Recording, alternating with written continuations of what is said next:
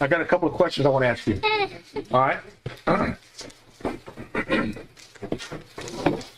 Now remember, if you start talking and you talk too much, and I try to repeat everything, because I have to repeat everything you guys say because they can't hear it outside of a realm of about like that. Because the microphones are right here. So they can't hear over there. So I have to repeat it. And I've been told by people that have been watching, said sometimes there's dead time. And that's not dead time in here, but it's dead time on the live stream because they can't hear what you're saying. So I have to repeat it. So be precise, because I'm an old man, and I don't remember so good anymore. So it's hard for me to remember what you said in first sentence to the fifth sentence. So anyway, I want to ask you a question.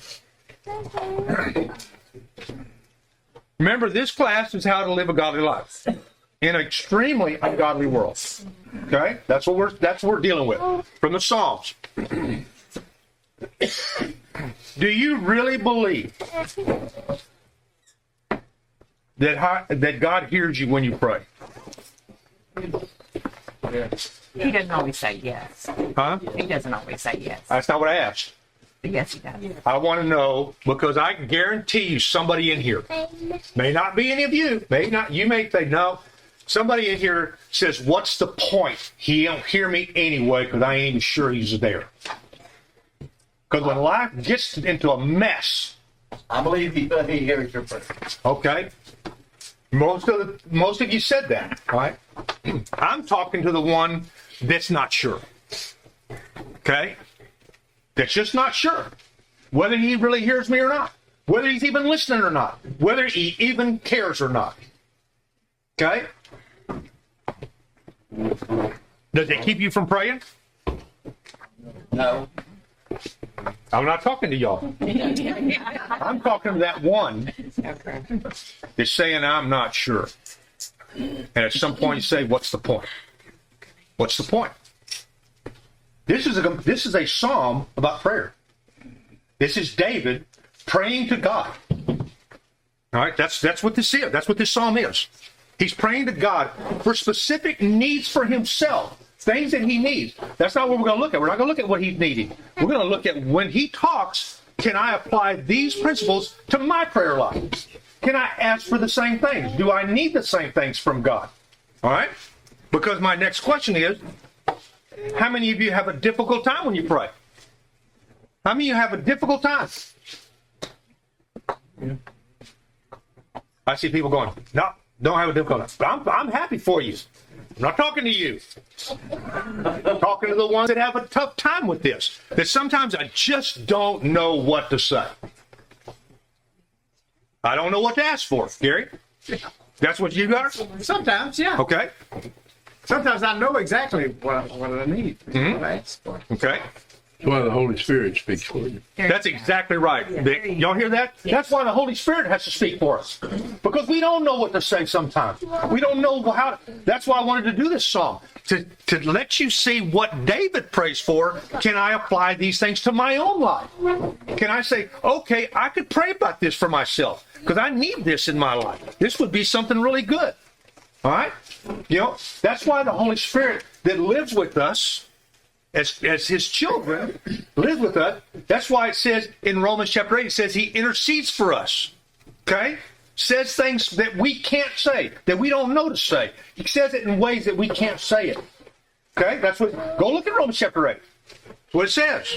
So, you know, when you look at it, and what I want you to understand is that when I ask these questions, you really believe that God hears you when you pray? I think every one of us in here, if you're honest, would say, I'm not sure that God's really listening because I'm just not good enough. Or I've done something I shouldn't have done. Nobody knows about it but me and maybe one other person. And now maybe God's turned it off. And he's turned his hearing mechanism off. So he's not listening to me anymore. Okay? It says in Isaiah 59 that the sins and iniquities of Israel made it where God didn't hear them. Didn't hear them. And he turned his back on them. That's pretty dramatic, would you say? So if you're living in a place where you should not be living, maybe for a point, for a minute, God's going to turn it off, and he's not going to listen to you. Okay? We're going to look at a bunch of stuff in the book of Jeremiah today. We're going to be in Jeremiah a lot today. I've got 4 or 5 places I want to be there. So you can go ahead and get there. We're not going to be there just yet, but you can go ahead and get there and get ready to be in Jeremiah. Yeah, David, what were you going to say? I was just going to say, I thought about Jeremiah. God told Jeremiah not to even pray for him. Mm-hmm. Well, we're gonna look at some things that are specific to specific verses that I want to look at in the book of Jeremiah. So, but when I ask you the question, how many of you have difficulty when you pray? I think all of us at times have difficulty when we pray. You know, things are going on in our lives. We're not, you know, we get consumed with this or that. We get consumed because, you know, something dramatic. You know, like Gary's going to have a neat thing here pretty soon. That will overtake your mindset. So you seem to be praying for that alone, right? Or you have kids that you're struggling with, and you seem like that's all you're praying for. You know, I know people that make a list, that have a list that they pray for every day. That doesn't work for me. Okay? Doesn't work for me. I believe that prayer is a communication between you and God. That's what I believe. How often do you communicate with the people important to you? How often do you communicate with them? Do you communicate with them in bits and pieces all day long? Do you do that? Now, if you're like these guys got a job and they're apart a lot, you know, but George and I are together all the time. John and Kathy are together all the time.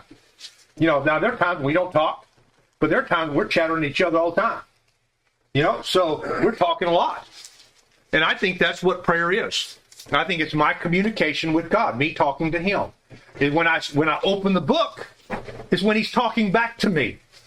That's what I believe. Now, you don't have to believe that. I'm just telling you what I believe. You know, I believe when it says in Psalm 1 that the righteous man meditates on the law day and night. I believe that that's true. You know, and we're going to look at that here in a minute. I've got that written down here to look at. So, and I want to ask you how you do that. But how do I pray to God? I'm talking all the time. You know me, I talk a lot. So I don't have a problem. You know, if something pops in my head, I say, "Oh God, I need you to see if you can take care of this. I don't know what to do here, and I need you to take care." And those kind of conversations come out all the time. I'll be driving down the street and I see something and I say, "You know, I need to talk about that." I don't spend an hour talking about one thing. I may spend 10 seconds. You know, he doesn't need me to talk for an hour. He already knows what I need. But I want to. You know, it's like Hannah talking. I think it's like Hannah, like this one talking to his mom. You know, just chattering, maybe not saying much. The only mom can understand. You know, but I think that's our communication link to God. Don't you think? Yeah. That's how I feel. So we're going to look at this. I'm going to bust it down a little bit. Like I said, I don't know if we'll get through all of this today. We may have to do some more tomorrow. It's already 15 after, so I don't think we're going to get through all of it. I think there's going to be a lot you're going to want to say. But let's look at we're going to look at verse. Let's just look at verse 1. Now remember, this is a prayer from David. All right, David is praying. David has specific needs.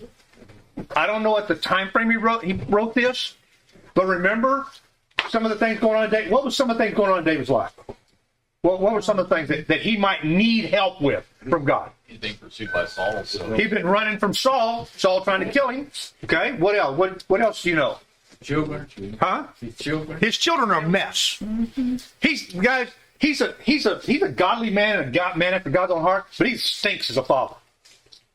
He really does. He's not a good father at all. I mean, just look at it. I mean, he lost because of his own infidelity. He loses 4 of his children just like that. God's going to take them, and so he's got children problems. What else? Multiple wives. Multiple wives. Oh my gosh! I had a tough time navigating one. How in the world does he navigate all these wives that he's got? And then one of his children sleeps with one of his wives. You know, this is a train wreck. So he would have some real distinct issues that he'd need to pray about. We don't know what they are. He doesn't say what they are. He just tells us in generalities what's going on here. All right? I think we come at it from a different perspective. Leonard's going to come at this verse from a perspective that I'm not going to come at it from. Okay? I don't have the same issues he has. But he's not going to come at it from my issue either, because he doesn't understand where I'm coming from either. So let's look at verse 1. Psalm 86, verse 1. Hear me, Lord, and answer me, for I am poor and needy. Okay? Needy of what? Well, while he was running from Saul, I mean, didn't have food, didn't have anything, he was trying to feed his men. Okay? All right? I just wrote, from what? Let's get away from David. If you were going to apply this principle to your own prayer life, God, I am poor and needy. Poor how? You need wisdom. Because I'm looking around this room, and I don't see a lot of poverty. Yeah. I don't see poverty here. I don't think that's what he's talking about. You know, David is poor in his relationships. He's poor in his relationship with God. He's begging and pleading for God to save his young child's life, and God says no, and the baby dies anyway. You know, if you've lost a child before, you understand exactly what he may be praying for when he's praying this. I don't know if that's the time frame, but think about it. That never goes away, does it, Paul? It never goes away, losing a child. Delissa? Never goes. So you're always going to think about it. It will always put a hole in your heart. You know, and we've lost 3. So now we got 3 holes in our heart. That's tough. And sometimes you need God just to fill the hole up. I just need you to fill the hole up. Because I'm dying here. I'm dying emotionally here. And it may be on a birthday. I know Kevin still has issues on that certain day. And he'll get really quiet. And sometimes it doesn't have, but just one day it was a birthday, and he happened to drive by where he was when I called him. And it just torched him. I mean, he absolutely lost it that day. And it's been 10 years. So there's always a hole inside of you. Maybe that's what he's praying about. But he said, I'm poor and needy. Needy of what? David was a wealthy man. He was a wealthy man. So we know it wasn't because he was lacking funds. But what would you pray for if you said, God, I am needy, I need you? What would you need him for? Tell me what you might need him for. Wisdom. Wisdom, okay? In Doug Frank's case, Curtis's case, Leonard's case, man, I've got a beat up body. My body's all beat up, and I need you, Father. I need you to help me to understand that you know that I've got a beat up body, and I need you. Would that be something that you could put in your prayer life? Yeah. Sure. Absolutely. What else might you be needy over? I need. Sometimes you're emotionally and spiritually just out of gas. I'm out of gas. I'm just out of gas. You're wiped out. I'm needy of a warm day. I am sick and tired. I'm tired. I told a guy the other day I've got a motor I'm working on, and he said something. He called. I knew what he was going to ask, and I beat him to it. I said, look, I'm 73 years old, and it's 35 degrees outside. When I get sick at my age, people die. I ain't going outside for your motor. I don't care about your motor that bad. I don't. He said, I understand. I said, good, because I ain't going outside till it warms up. There's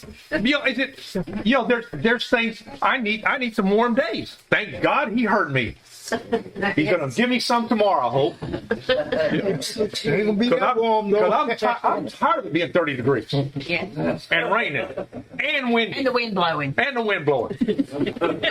So I mean, you see, David prays, I need you, Father. For what? That's David. You ask yourself, what do I need him for? God, I need you to show up in my life, because I just need you to listen to me.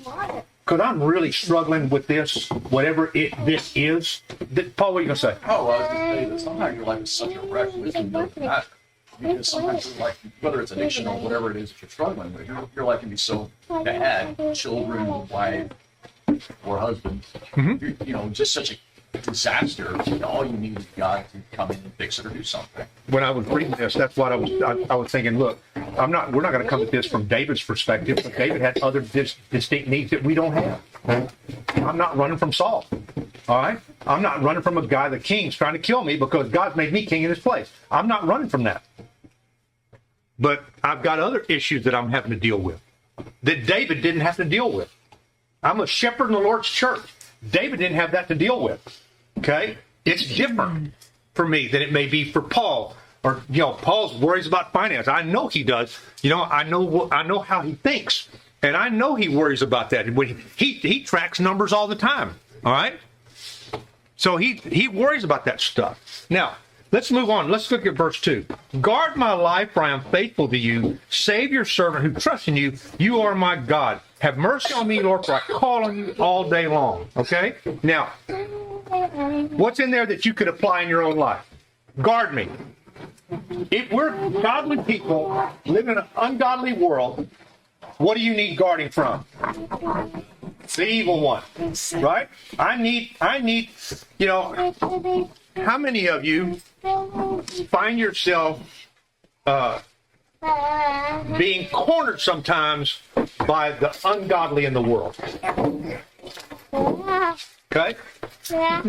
I want to pick one. I'm going to pick Johnson because he raised both his hands. Now, you guys are not going to understand him, where he's coming from, because he's being inundated from a completely different perspective. Satan can't beat me the way he beats him. He's young, 18, 19 years old, right? Yeah, 19. So you understand he's got a different perspective and a different problem. So when the world starts to close in around you, it's an everyday war with that. it's an everyday war. Yes, sir. Every day. Every day. Yes. So you see, when he says guard me, it's going to be different than Leonard saying guard me, or me saying guard me. It's going to be from a different perspective. David's saying guard me. He had two opportunities to kill Saul. Two. One of them, Saul went into a cave to relieve himself, and David cut a piece of his cloak off because he relieved himself right where David was, but it was dark, couldn't see it. So and then he went outside and said, "Hey, Saul, I could have killed you anytime I wanted to." Think about what Saul felt. He's doing whatever his business is, and David's right there and cuts it with a sharp knife. He could have stuck that knife in him. You think Saul was happy with that? Ticked off. Now he really wants to kill him. So he's got to be guarded from. He wants to guard me. God, somebody's trying to kill me. Nobody's trying to kill you physically. Satan's trying to kill you spiritually. That's worse. But that's not where David was. That's where Jonathan is. I'm not there. I'm not 19. Okay? I'm not going to be swayed by the things he can be swayed by. Right, John? We're not. I've got a strength in me because I've been there, come through that, and thank God that I didn't fall and he didn't beat me when I was 19. So I'm here to tell you, you can do this. Look around this room. We all did this. We all came through where you are. And we didn't let Satan beat us. God won't do either. He'll guard you. But he's gonna guard you from your perspective, not from mine. Okay? Anybody else? Yeah, David. Dan, on where he says preserve my life, is he talking physically to preserve it or spiritually? I think for David, he's probably talking physically. Okay. Probably. All right. When he says we're guard my life. When he says guard my life, is that what was that? It says preserve my life. Okay, well preserve it. All right. Mine says guard. Mine says guard. And I didn't look that word up to see if it was different meanings or not. I just took it for what it was saying. Preserve my life. I think David realizes. David knows that he's been made king. Okay, when he's running, he knows. But what does he say? I will not raise my hand against who? Against God's anointed one. He knew that Saul was no longer considered king. He knew that. He knew that he was considered king. But he said, it's not my place to take the king out. That's God's place. And God will take it, and God does take him out. When it's time to take him out, he takes him out. So he's asking, can you please preserve my life? And as a human being, what would you have thought? You have a trauma in your life, lose a job, lose a child, whatever, lose your health, whatever. It can overwhelm you to a point where it looks like God's abandoned you, right? Hey, I shook my fist at God like that, and I did it in front of y'all. I did it on a Sunday night in front of everybody. How dare you do this to our family. Was I out of line? You bet. Oh, you bet I was. The problem was it was so overwhelming, so engrossing in my life that I just couldn't deal with it. And I wanted to give up. And so I needed that at that point more than ever for God to guard me, preserve my life, preserve me spiritually, because I was in danger of falling off the cliff. I know Paul was. We talked about it. I know he was. Very close to falling off the cliff. It's hard, man. You know, when you're young and you lose your health, you know, it can overwhelm you, can't it? You know, Sarah, I mean, you know, to have something go wrong with you and you're young and and everything's going well, and now all of a sudden, now I'm cratering. That's how it feels. You're not, but that's how you feel, doesn't it? When you get sick, don't you feel that way? I'm going, you're going to have this surgery, that surgery, you're like a pincushion. Out of control. You know? It's out of control. It's out of your control. So what do? God, I need your help. God's control. God, I need you to guard me, preserve my life. Okay? That's what he got. Then look at what he says. He said, for I am faithful to you. Save your servant who trusts in you. You are my God. Have mercy on me, Lord, for I call on you all day long. What does that mean to you? What does it mean? I want you to turn to Jeremiah 33. Jeremiah 33.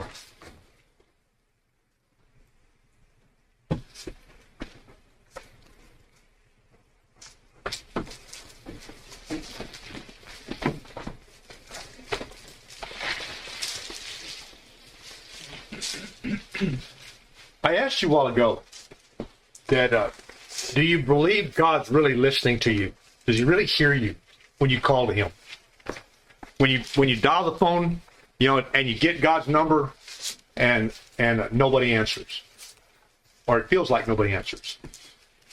It can get to a point, and I've talked to people where it gets to a point, I'm done talking. I'm done calling.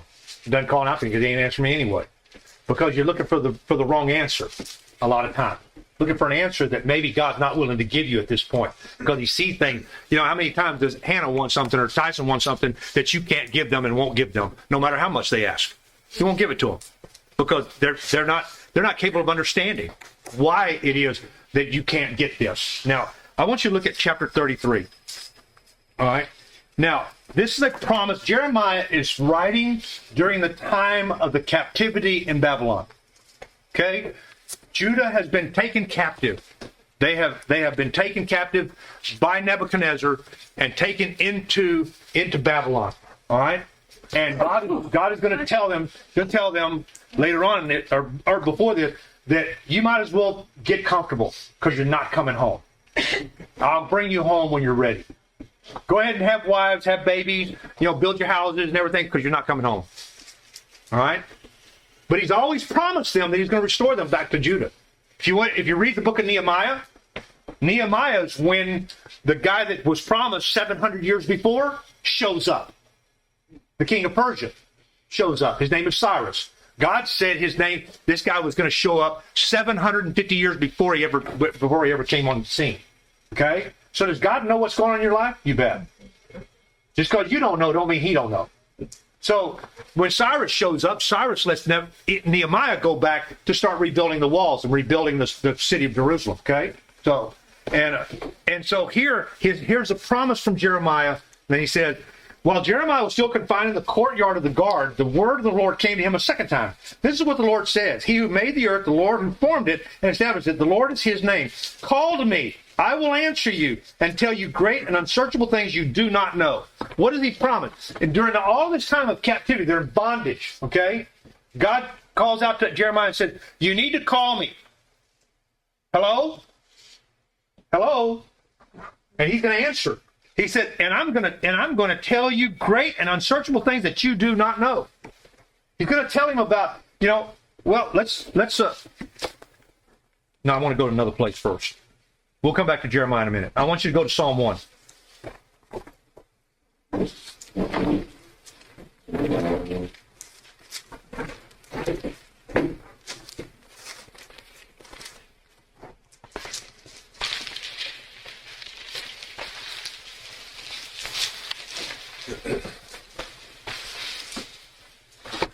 Now, David said, he said, you have mercy on me, Lord, for I call you all day long. Okay? That's what he said. My question to you is how do you call to God all day long? How do you call to him all day long? Do you have other things you're doing? You know, you got children to raise and job to do, and how you calling on him all day long? Look at what it says in Psalm 1. It says, look at verse 2. But whose delight is in the law of the Lord, and who meditates on his law day and night. Okay? How do you do that? How do you make... The only way this happens is that God becomes your whole existence. Everything that you are is God. When I find people that have a tough time with this, they're trying to divide themselves between two worlds. I see it a lot. I see them trying to navigate their physical life and their spiritual life as two different entities. It doesn't work that way. Everything has to be joined together, right, Nancy? It all has to be joined together. The only way you pull this off, the only way you can do this, where you can call on God all the time, is that God has to become the center point of your life. It's not my wife, it's not my children, it's not my health, not my job. God has to become. You understand what I'm saying? So if God is not the center of your life, I mean everything, your whole being has to be consumed with God. When you wake up in the morning, you go to sleep at night, you're not thinking of your wife, you're not thinking of your kids, you're not thinking of your job, you're thinking of your Father. That's the only way you pull this off. David, even though David's life was a mess and it was a train wreck, even though he was lousy at what he was doing a lot of times, God was the center point of his life. He messed up a lot, guys. He did. He did. But you know, so do we. But you know what? God's a big boy. He can take it. And if I'm his child, then I am special. And we're going to talk about that more later on this morning. But I wanted you to see, because in verse 5, you look at verse 5, he says, you, Lord, are forgiving and good, abounding in love to all who call on you. All right? To all who call on you. If I call on him, he is going to answer me. He may not give me the answer I want. Okay? My problem is that we get so to a point where we stop calling, where we just give up. Say he's not answering anyway, because we already have a preconceived idea of what God's going to do and what he should be doing. You know, it's like, you know, I mean, when Hannah asks for something, she already figures you need to give it to her, right? Right? Said, you need to give this to me. Don't you know who I am? I am Hannah. I'm special. You gotta give it to me, right? Right? We think we deserve it. We think, yeah. Hey, I'm the only little girl in the family, man. You know, I am something special. You ought to give it to me, right? So she's already got it made up in her mind that I'm going to get this. And then when you say no, you see, you know, does she ever throw a fit? Does she ever get? You know, does she get? She'll badger. Badger. Okay. She'll ask me multiple times, and And the answer is always no. she's past the fit stage. She's not. That's not going to work out. That's not going to work out well. Okay. You know, but see, she tried it. It didn't work out well. Been there, done that. Yeah, been there, done that. She at least she's learned not to go there anymore. You know, the point I'm trying to make to you guys is that God is we're like children. Okay? We ask. And we may ask over and over and over, and God has to tell us no over and over and over. But you know what? You know, God's a great parent. Right? He's a great parent. He's going to give us what we need, not necessarily what we want. So I'm going to call on him. I'm going to call on him for you. I'm going to call on him for myself. But I'm going to call on him when I'm really struggling with something. I'm going to call him and say, God, I need you. I need your help. I'm calling. You know, tell me some of those things that are unfathomable. All right? Now, you know, I want to move on here. God, these run out of time. Look at verse 7. When I am in distress, I call to you because you answer me. Now, there's something that I want to get to first. Look at verse 4 again first. Bring joy to your servant, Lord, for I put my trust in you. I got a question here that I missed. I want to go back to it. How has God brought joy to you in your life? How has God brought joy to you in your life? And is this something that you can say thank you for? Say, God, thank you for the joy in my life. How has God brought joy in your life? Yeah. Our new granddaughter. A new granddaughter. She saved her daughter's life. Saved daughter's life. Okay. Yeah, Leonard. God brought joy in my life just by getting to know him. Okay, by getting to know him. All right. Anybody else? How did God bring joy in your life? What was the joy that came in your life? Yeah, Sue? Through yesterday. Huh? It got me through yesterday. Got you through yesterday. Did that ring a bell for you? Is that something that was yesterday was critical for her? She wouldn't have said it if it wasn't. You know, it was her daughter's birthday yesterday. Oh, Her daughter that died years back. See what I was talking about a while ago? You know, it's traumatic. You have dates that you know of. See, that bring great joy. Got me through yesterday. Yes, ma'am. Saved me through necrotizing fasciitis. I could have been dead easily. It got you through a horrible illness. Well, I mean, Horrible. I know when we came to see you, I thought, oh my, oh my, that's bad. I thought some actors come to see me. I was so out of it. Yeah, I don't think you knew who we were. I don't think you recognized it. But, you know, I'm going, whoa, I didn't recognize you either. I didn't recognize you either. I had to look on the door to make sure it was still you. It was bad. Yeah, so, you know, bring great joy when you get through that and you walk out of the hospital and you're on a road to recovery, you know. So a lot of things bring us joy, you know, and so I want you to think about that. You know, because it's not all doom and gloom. It wasn't for David either. There was joyfulness in his life. You know, he had a son with Bathsheba. That she got pregnant while she was still married, and so his solution was, "I'll kill the husband." So he killed the husband. I know people that have had affairs with people and got the girl pregnant, and the solution wasn't to kill the husband. That was not the solution. Okay?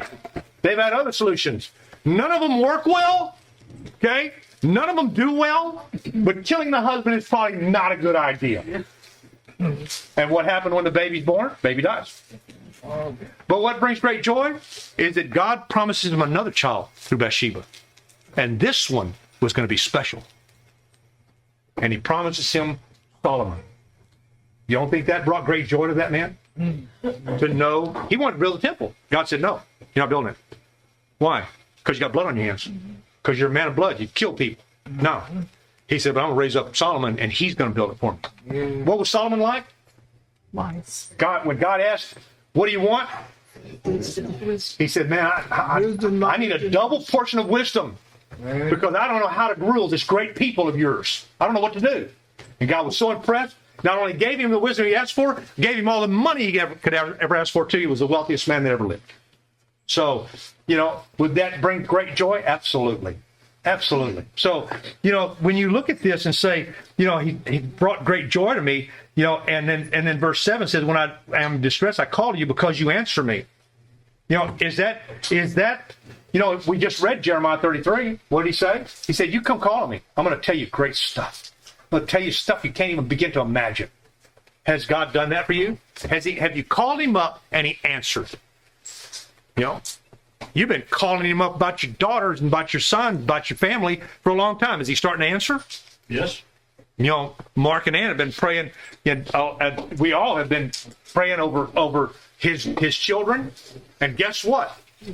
There is no other explanation except that God put his hands in the middle of it and fixed it. Amen. I'm constantly amazed at what's happened in that situation. Because you know what I know? Ann and Mark and Dan and Georgia and Kevin and Paul and Delissa ain't good enough. We tried. We did, didn't we? We tried. We had a whole week with her. That's what did it. But it helped because God used us. I'm going to preach a sermon one of these days. I haven't worked it up yet, but are you ready to be God's shovel? And it comes from the book of Deuteronomy. And, I'm going to preach that one time, one of these days. But, when you look at this and know that I get chills just thinking about it because how God uses us to accomplish his will And and then you watch it unfold. And I'm watching things unfold and they're unfolded by the moment. I'm watching things unfold and there's no explanation except God's in control and God's doing it. So when you read verse 7 and it says, here I am, when I'm in distress, I call you because you answer me. Yeah, you don't think Mark's been in distress? Don't he talk to him? Has he been in distress over his children? You have no idea. You have no idea how much distress he's been in over his children. And now it's starting to work. But he has relief in the joy. Absolutely. Absolutely. He said, man, I got to FaceTime Amber for 6 hours. 6 hours FaceTime? My, that's a long conversation. That's a long time. But you know what? He was just beaming, because he had that opportunity that he never thought he would have. God's in charge. God knows what he's doing. Keep talking to him. Talk to him every day, all day long. Keep talking to him. And then one of these days, then keep your mind open to when he answers you. Because he's going to answer you sometimes how you don't see him coming. Okay? We're going to pick it up in verse 7 next week. That's where we're going to be. Because I got some more stuff later on in this chapter I'm going to talk to you about. And some good stuff. And we're going to be in Jeremiah too. So we'll do it next week. Thanks, guys. Thank you for watching, guys.